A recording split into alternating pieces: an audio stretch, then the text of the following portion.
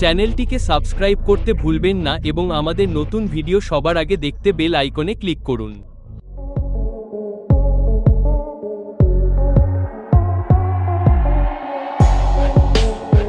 এখন আমরা option strategy সম্পর্কে শিখতে যাচ্ছি। স্ট্র্যাটেজি কি?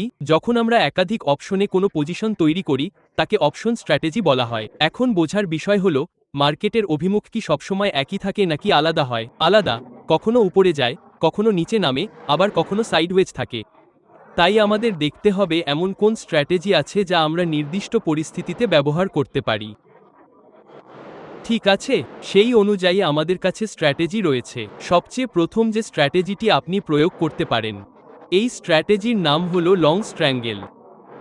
এখন আমাকে একটি প্রশ্নের উত্তর দিন। এমন কোন পরিস্থিতি হতে পারে যেখানে মার্কেট কতটা উপরে বা নিচে যাবে সেটা জানা না থাকলেও আপনি জানেন যে মার্কেট নড়াচড়া করবে, কিন্তু উপরে যাবে নাকি নিচে যাবে তা জানেন না? এমন কি পরিস্থিতি হতে পারে? এবং দ্বিতীয়ত, প্রতি সাপ্তাহিক এক্সপায়ারিতে, মাসিক এক্সপায়ারিতে। আপনি তো জানেন যে মার্কেট যে কোনো একদিকে বড় মুভ দেবে, কিন্তু কোন দিকে দেবে তা জানেন না। এমনটাই তো হয়।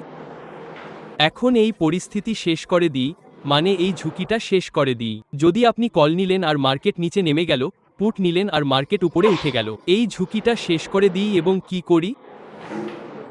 দুটোই কিনে নিই। যেখানে আপনার ঝুঁকি সীমিত কিন্তু মার্কেটে বড় মুভ এলে মুনাফা সীমাহীন। এখন মার্কেট এমন পরিস্থিতিতে আপনাকে লটারিও দিতে পারে।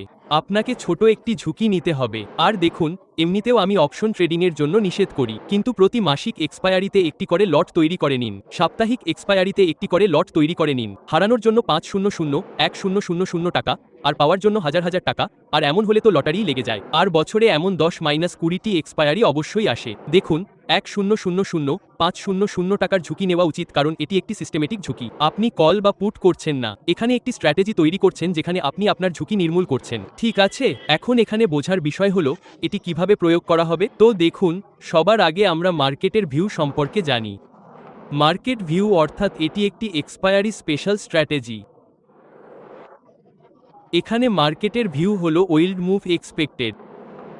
ঠিক আছে, কিন্তু আপনি জানেন না মার্কেট কোথায় যাবে। মার্কেটে বড় মুভমেন্ট প্রত্যাশিত, তাই এটি যে কোনো দিকে যেতে পারে, উপরেও যেতে পারে, নিচেও যেতে পারে।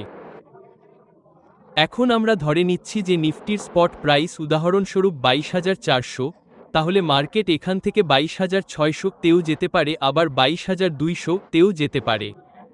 ঠিক আছে, তাই 200 পয়েন্টের মুভকে আপনি বড় মুভমেন্ট বলতে পারেন, যা 1 বা 2 ঘন্টার মধ্যে আসছে। তো এখন এই পরিস্থিতিতে আপনার কি করা উচিত জানেন? সেই একই সপ্তাহের, অর্থাৎ যেদিন এক্সপায়ারি বা মেয়াদ শেষ হওয়ার দিন, যেমন আজ সাপ্তাহিক এক্সপায়ারি ছিল, তাই আজকের দিনেরই আপনাকে কল এবং পুট উভয়ই কিনতে হবে। কোনগুলো? Out of the money, OTM। তো আমরা কি করব? একটা কল কিনব OTM। ঠিক আছে, আউট অফ দ্য মানি। তো মার্কেট কোথায় চলছে, অর্থাৎ মার্কেটের স্পট এখন কোথায় আছে? আমি এখানে লিখে দিচ্ছি। নিফটি স্পট কি? 22,400।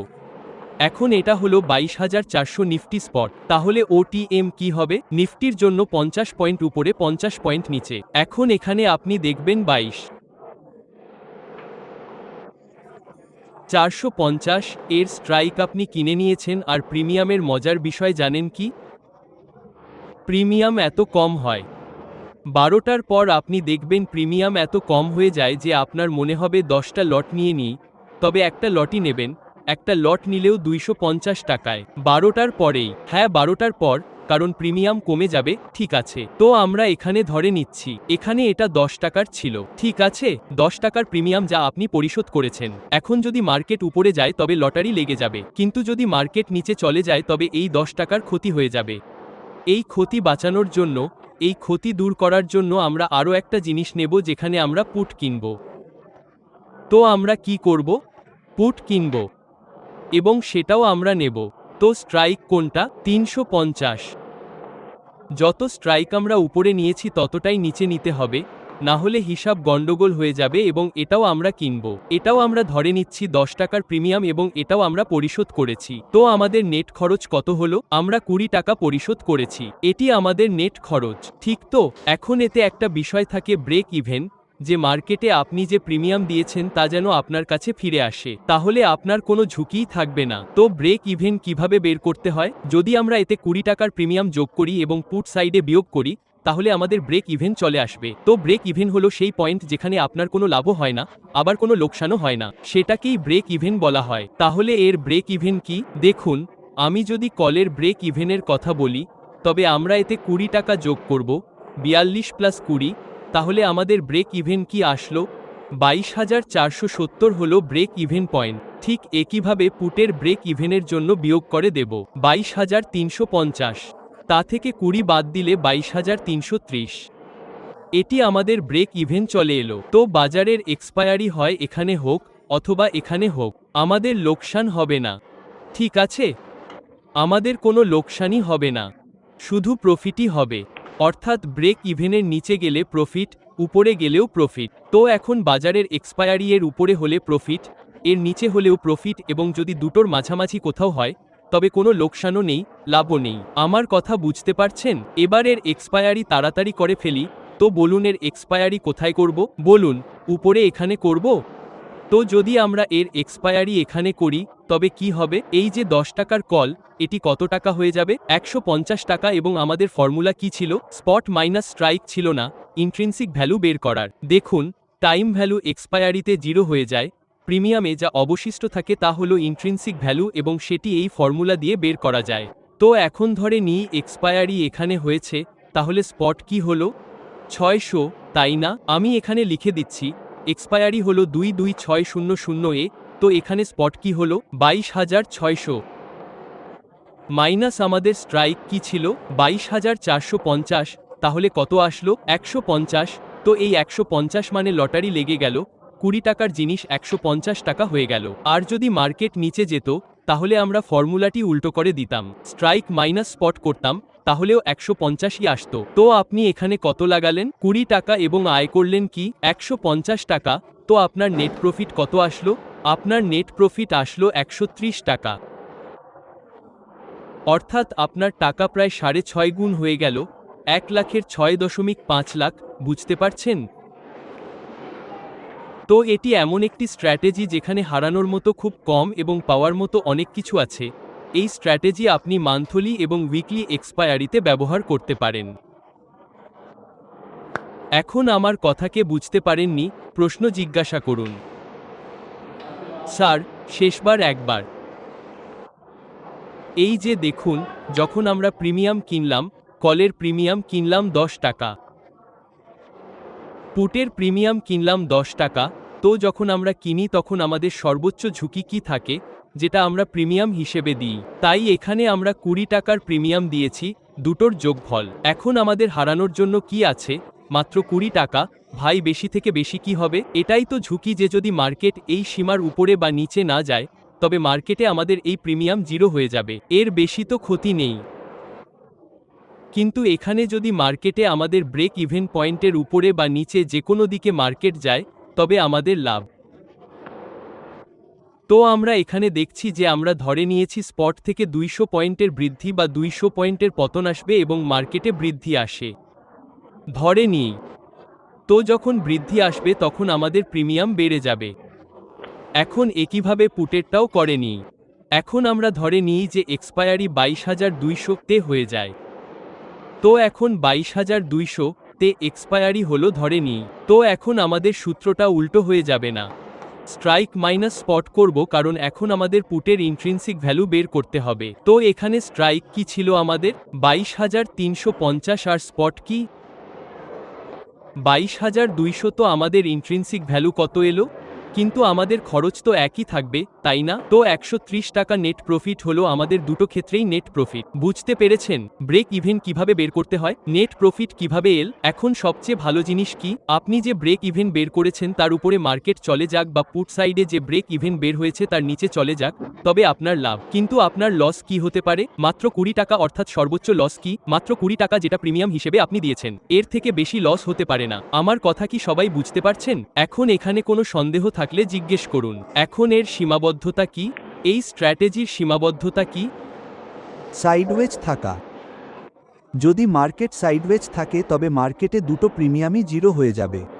ঠিক আছে, তো মার্কেট যদি ধরুন যেখানে দাঁড়িয়ে আছে তার মাঝখানেই এক্সপায়ার হয় 350 থেকে 450 এর মধ্যে, তবে দুটোই জিরো হয়ে যাবে, তাই না? তো ঝুঁকি কি? সর্বোচ্চ ঝুঁকিই হলো আপনার খরচটা। আর হারানোর জন্য 20 টাকা, পাওয়ার জন্য আনলিমিটেড প্রফিট, তাই না? তো এখানে ঝুঁকি সর্বোচ্চ সেই প্রিমিয়ামটাই যা আপনি দিয়েছেন, সেটাই ঝুঁকি, আর পুরস্কার আনলিমিটেড।